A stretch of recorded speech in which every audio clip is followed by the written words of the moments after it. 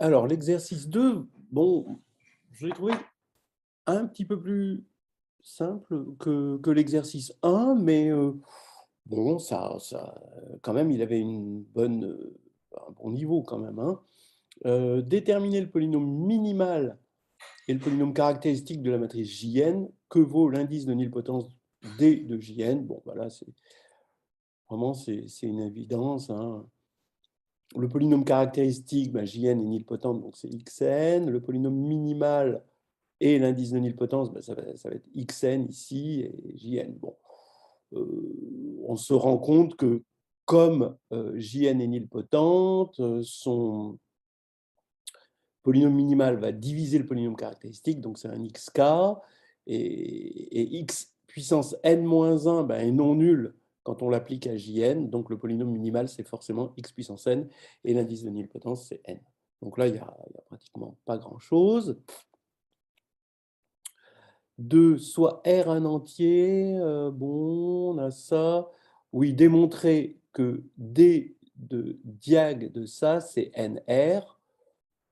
Bon, alors, comment on pourrait dire ça? Bah, d'abord, c'est nilpotent, donc ça va être X, le polynôme minimal de ça sera de la forme x puissance k.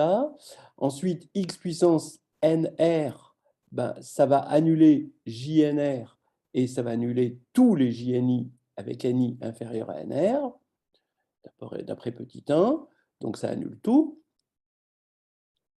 Donc XNR appliqué à la matrice J, si je l'appelle J, c'est 0. Et si on prend un K strictement plus petit que NR, ben, ce sera non nul parce que ça ne pourra pas annuler JNR.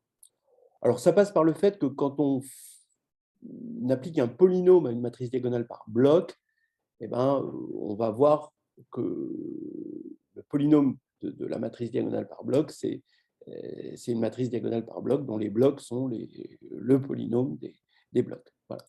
Ensuite, n dans Nn de f. Bon, bah, faut montrer que mu n, le polynôme minimal de grand N, c'est x puissance d de n. Bon, ça va, hein. C'est forcément, comme le polynôme caractéristique, c'est x puissance petit n, mu n divise x puissance n, et puis du coup, ça va être ça. Déterminer la dimension de f de n. Alors, bon, là, peut-être que c'est important de dire les choses comme ça. Alors, on a un morphisme de f algèbre de f de x vers f de n qui est surjectif, dont le noyau c'est x puissance dn, puisque c'est mu indice n. Donc ça, on vient de le voir. Donc la dimension de f de n, bah, c'est la dimension qu'on a ici. Et ça, on peut le faire. On a une base, hein, on peut montrer que c'est 1 x bar, donc la classe de x, jusqu'à x bar puissance d de n moins 1. Montrer que c'est générateur par division euclidienne par ça, et montrer que c'est libre par minimalité du polynôme minimal. Donc c'est des grands classiques, je vais assez vite dessus, ce qui fait qu'on a une base à d de n éléments, et donc on a la dimension de f de n par isomorphisme. On a n dans Nn de f, démontrer que In plus grand N est une matrice inversible. Alors, on peut le faire assez facilement. Par exemple, on peut trigonaliser N, et donc on a une trigonalisation simultanée parce que tout trigonalise In, ou un diagonalisme. Donc ici, on va voir que le spectre de In plus N, ben, ça va être que 1. Et donc, comme le spectre ne rencontre pas 0, ça va être une matrice inversible, donc ça c'est facile. Mais on a une autre façon de le voir, c'est vraiment de l'inverser, hein, et on a une série on va dire géométrique, hein, de raison moins n, hein, donc in moins n plus n2, etc.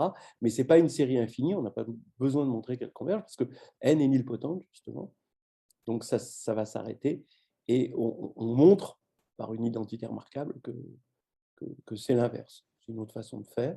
Donc regardez, voilà l'inverse. Et on le montre avec une identité remarquable, c'est vraiment facile. Alors, on arrive au 5, où il faut démontrer dans petit a que 2n plus n2 est une matrice nilpotente, avec d de 2n plus n2 égale d de n, donc son indice de nilpotence, et qu'on a l'égalité entre f de 2n plus n2 et f de n, et en déduire que n est un polynôme en 2n plus n2.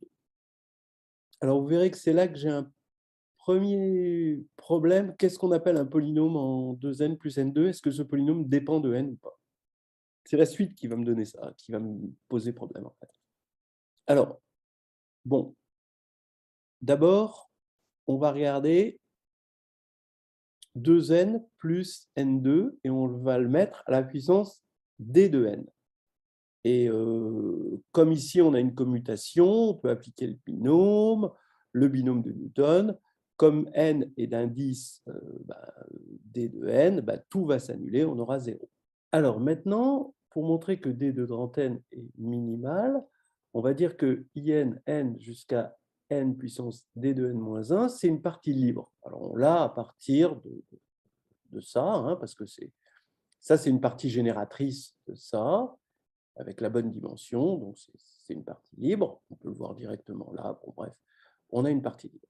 D'ailleurs, c'est un truc assez connu, hein, que quand on a une matrice nilpotente, toutes les puissances, les premières puissances, forment une partie libre jusqu'à ce que la puissance de n s'annule.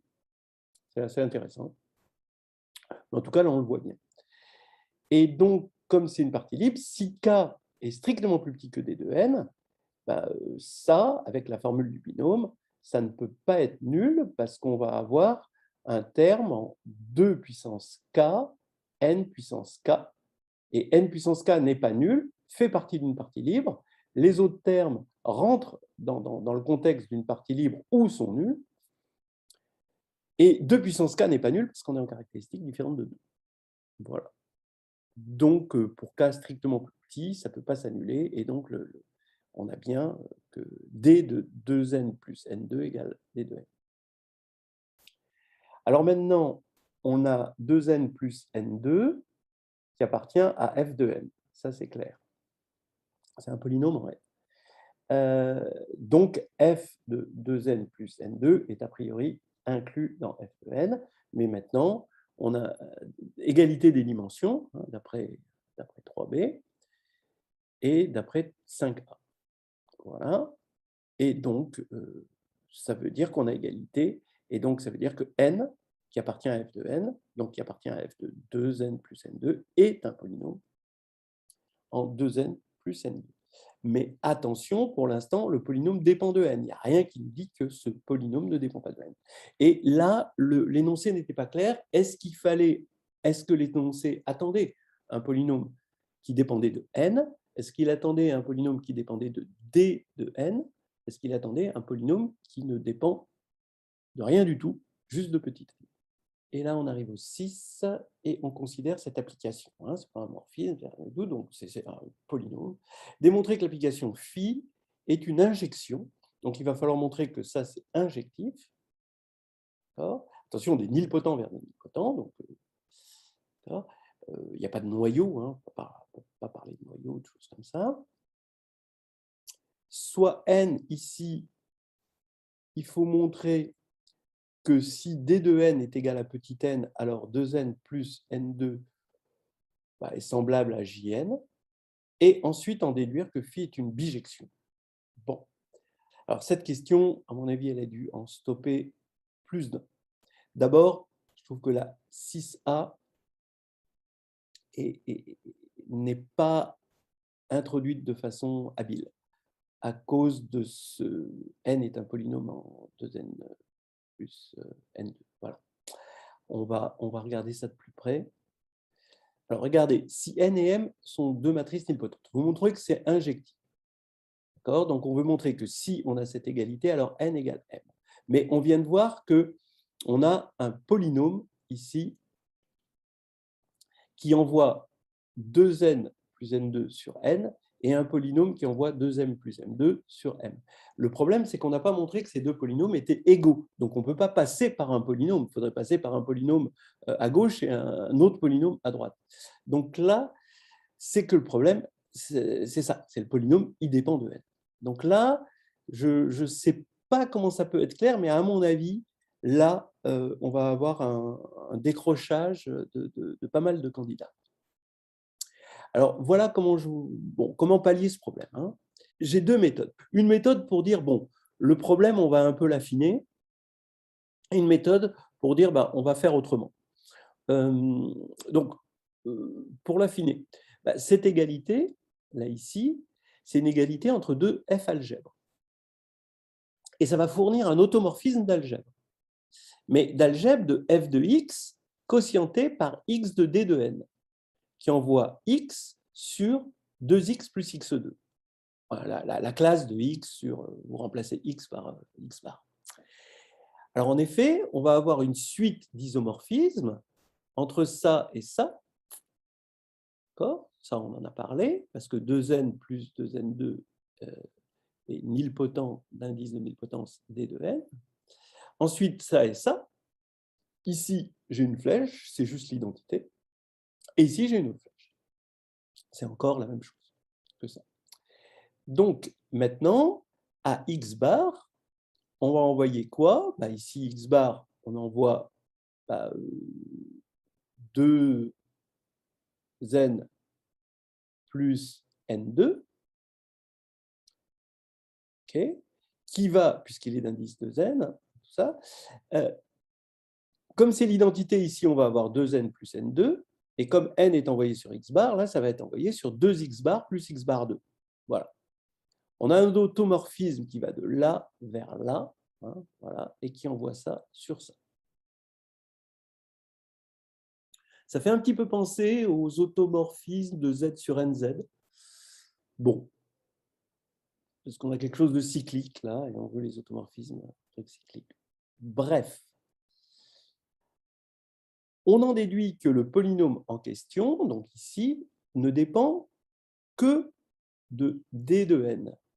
Parce qu'on va avoir un automorphisme qui envoie ça sur ça, et comme c'est un automorphisme, il va avoir une réciproque, et il va envoyer, la réciproque va envoyer x bar vers forcément un polynôme ici, en x bar. Et là, on voit que ça dépend que de d de n. Mais maintenant, d de n, c'est égal à d de 2n plus n2, c'est égal à d de 2m plus m2, puisque 2n plus n2 est égal à 2m plus m2, qui est égal à d de n. Donc ça, c'est parce que ce qui précède ici, le 5 à 1. Et donc, on a un polynôme qui ne dépend que de d de n, qui est égal à d de m. Et là, on peut passer par ce même polynôme commun pour obtenir n égale m. Voilà. Mais moi, franchement, j'aurais sauté tout ça. Et j'affirme qu'on peut construire par récurrence, parce qu'on est en caractéristique différente de 2, un polynôme pk qui est de degré k, qui est indépendant de n, et même de d de n, qui va dépendre que de petit n, en fait, tel que P1, ça va être 1 demi de x, et tel que pk de 2n plus n2 est égal à n plus des termes en nj pour j strictement plus grand que k. Donc, par exemple, pour P1, ça va faire du n, évidemment, c'est un demi de x, d'accord ? On est en caractéristique différente de 2, donc ça va faire n plus 1 demi de n2, et n plus 1 demi de n2, là, on a j strictement plus grand que 1. Et après, on va éliminer le 1 demi de n2 avec un polynôme de degré 2, etc., etc. Et donc, on a quelque chose d'échelonné, mais comme, donc maintenant, quand on va regarder Pn-1, donc ça, on fait une récurrence, c'est une récurrence évidente, et quand on a k égale n-1, on va avoir Pn-1 de 2n plus n2 est égal à n plus des termes ici qui sont tous nuls, d'après l'indice de nilpotence de grand N, qui est forcément plus petit que petit n, d'après Cayley Hamilton. Donc Pn-1, c'est le polynôme cherché. Donc ça nous permet de faire ça, et ça nous évite d'autres choses. Bon. Maintenant, petit b, on nous demandait de montrer que 2n plus n2, quand d de n est égal à petit n, alors, était semblable à Jn. Bon, bah oui, parce que si d de n égale petit n, d'après ce qui précède, d de 2n plus n2 est égal à petit n, toujours d'après le 5. Et donc, quand on a un degré de nilpotence égal à petit n, ben, on va être semblable à une matrice par bloc de Jordan. S'il n'y a pas le bloc de Jordan Jn, tous les autres sont d'indices strictement plus petits que n, et donc, d'après ce qu'on a vu précédemment, ça, ce serait d'indices strictement plus petits que n. D'après, je ne sais plus, mais 3, 2, le petit 2. Voilà. Donc, forcément, la matrice Jn, elle fait partie des blocs de Jordan, mais comme c'est de taille n, comme cette matrice de gauche est de taille n, et que la matrice Jn est de taille n, il n'y aura pas d'autres matrices. Et donc, bon, ben, c'est semblable à la matrice indécomposable, il ne peut pas y en avoir d'autres, il y a juste la matrice Jn. Voilà. Donc maintenant, on a montré, donc il faut montrer la bijectivité de l'application des nilpotents dans les nilpotents, qui à n donne n2, 2n pardon, plus n2. Eh bien, comme on a montré l'injectivité, il suffit de montrer la surjectivité, et il suffit de trouver un antécédent à Jn. Pourquoi? Parce que si on sait trouver un antécédent à Jn, on sait trouver un antécédent à Jk pour tout k, puisque, voilà, mais en taille k, évidemment, en bloc de taille k. C'est pareil, il suffit de remplacer n par k, il n'y a rien à dire.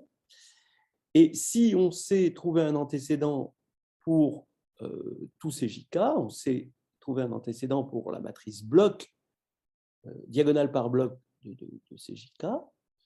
Et comme on sait trouver un antécédent pour la matrice bloc des Jk, on va trouver un antécédent pour une matrice semblable à la matrice bloc des Jk.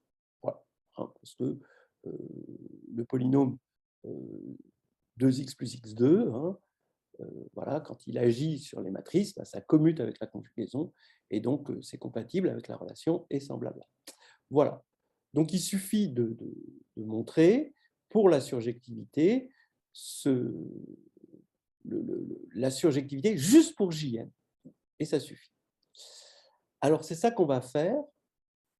Donc bref, il faut trouver une matrice n telle que 2n plus n2 égale Jn, et on va le trouver sous la forme d'une matrice triangulaire strictement supérieure, c'est-à-dire n égale nij avec nij égale 0 si j moins i est inférieur ou égal à 0. Voilà. Donc, si on écrit n' égale 2n plus n2, donc on veut que n' soit égal à Jn, évidemment, mais n' avec, ça s'écrit petit n' ij, avec des notations évidentes, donc c'est égal à, d'après là, 2 nij, et n2, ça va être somme de nik, nkj. Bon, somme indice k.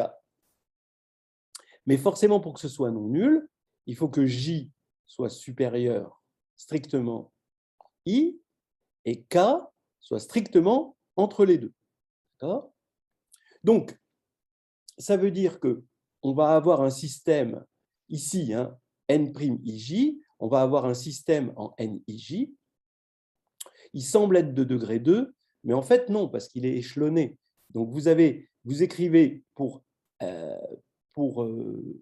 Ij, pour J moins I égale 1, pour J moins I égale 1, comme vous avez Jn, vous avez égal 1, mais ici, comme J moins I égale 1, il ne peut pas y avoir un K qui s'intercale strictement entre I et J, donc là, ça fait 0.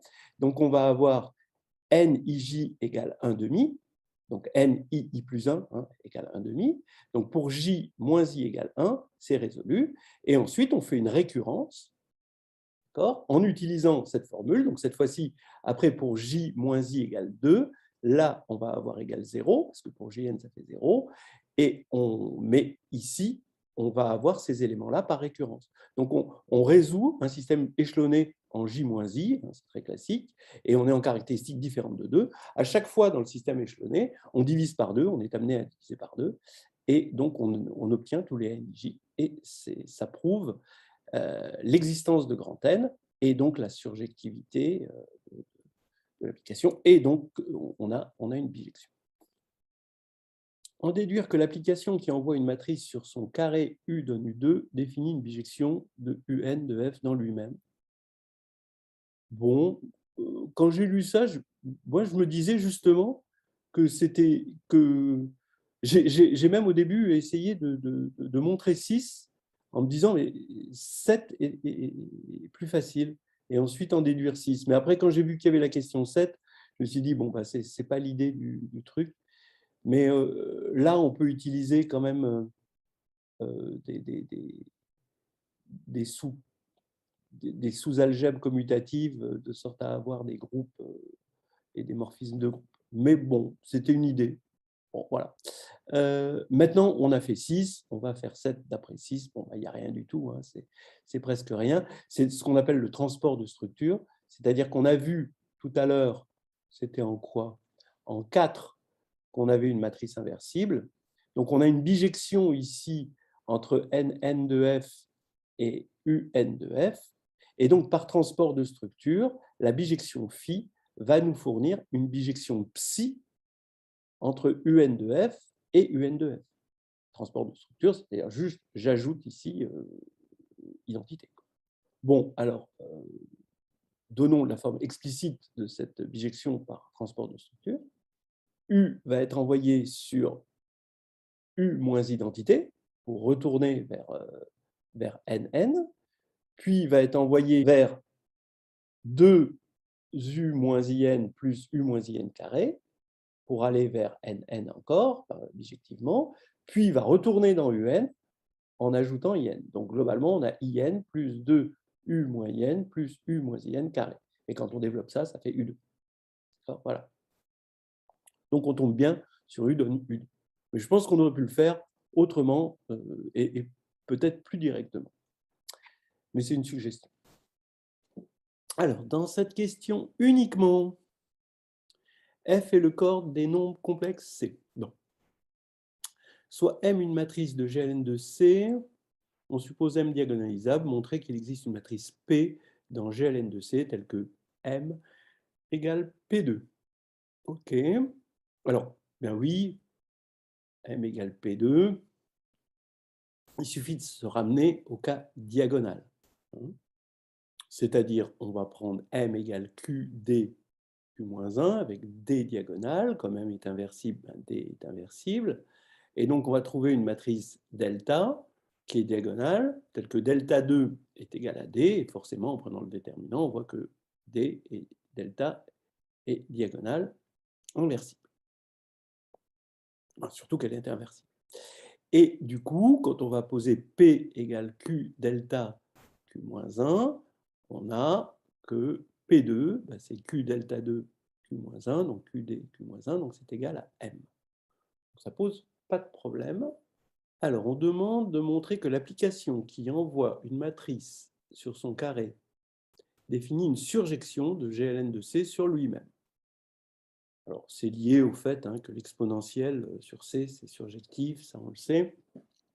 Alors, on nous dit, bon, est-elle injective? Bon, ce sera évident que non, mais on pourra utiliser la décomposition de Dunford. Donc, effectivement, qu'est-ce qui s'est passé? On l'a vu dans le cas diagonalisable, on l'a vu dans le cas d'une matrice unipotente.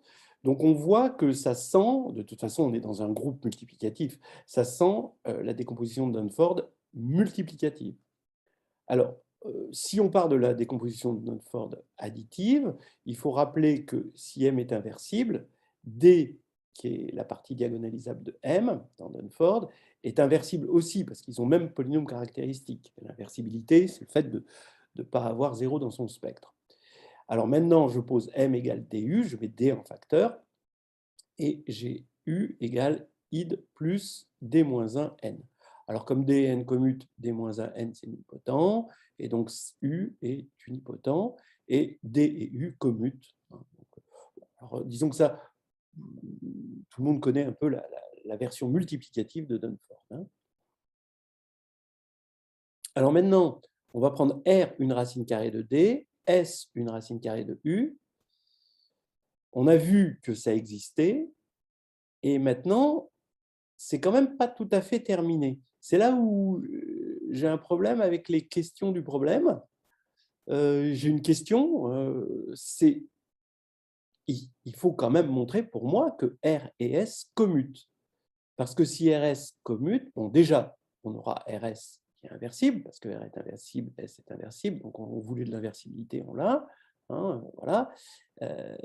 Et on va poser R fois S égale notre matrice. Et parce qu'au carré, si R et S commutent, ça va être R2, S2. R2, c'est D, S2, c'est U, et DU, c'est M. Donc, on aura trouvé une racine carrée dans GLN, parce que ce sera inversible. Mais maintenant, il faut quand même que R et S commutent. Et autant S, je suis d'accord, autant R, j'ai quand même un petit problème. Donc, je ne sais pas trop comment faire, là. Donc, voilà comment j'ai fait. Mais du coup, je déraille par rapport un petit peu au problème. D et U sont des polynômes en M. D'accord. Ça, c'est vendu avec Dunford. Bon, déjà que D et N, donc D et U, sont des polynômes en M. Bon. S, ben, on a vu dans la construction que c'était un polynôme en U, ça, il n'y a pas de problème. Donc, c'est un polynôme en M, puisque S est un polynôme en U et U est un polynôme en M. Donc, jusqu'à présent, tout va bien. Maintenant, R, tel qu'il a été construit tout à l'heure, n'était pas un polynôme en D. Il commute avec D, ça je suis d'accord, mais ça n'en fait pas un polynôme en D. Donc R, il peut être vu comme polynôme en D, mais il aurait fallu, quand on a construit dans petit a, il aurait fallu le construire comme polynôme en D. Et ça, je le vois avec les polynômes interpolateurs de Lagrange. On prend un polynôme interpolateur de Lagrange qui envoie la diagonale de D sur des racines carrées fixées, et ce polynôme va envoyer du coup D sur R. Voilà. Bon. Ça, c'est assez facile et c'est très très classique, on le retrouve un peu partout. Et donc, comme R est un polynôme en D et que D est un polynôme en M, R est un polynôme en M, donc S et R sont dans ces deux M, ce qui fait qu'ils commutent et tout va bien, on a la commutativité. Et l'injection, l'injection, elle est fausse même pour n égale 1, donc je ne vois même pas pourquoi on en parle. Maintenant, on pourrait dire un petit peu mieux, je ne sais pas, bon, l'injection est fausse. Le fait que x donne x carré sur C, ce n'est pas injectif. Voilà. L'application carré, après le 9, on nous demandait de montrer que sur R, l'application carré, elle, n'était pas surjective, parce qu'elle l'est sur C, mais elle n'est pas sur R. Bah oui, parce que si on prend cette matrice-là, elle est bien dans GLN de R, mais ce ne sera jamais un carré, parce que son déterminant, c'est moins 1. Voilà. On peut aussi le faire avec la question 6 je sais plus, la question 6 de l'exercice 1, ici. Voilà, ça aurait pu se faire aussi, je pense. Voilà, et on a terminé l'exercice 2.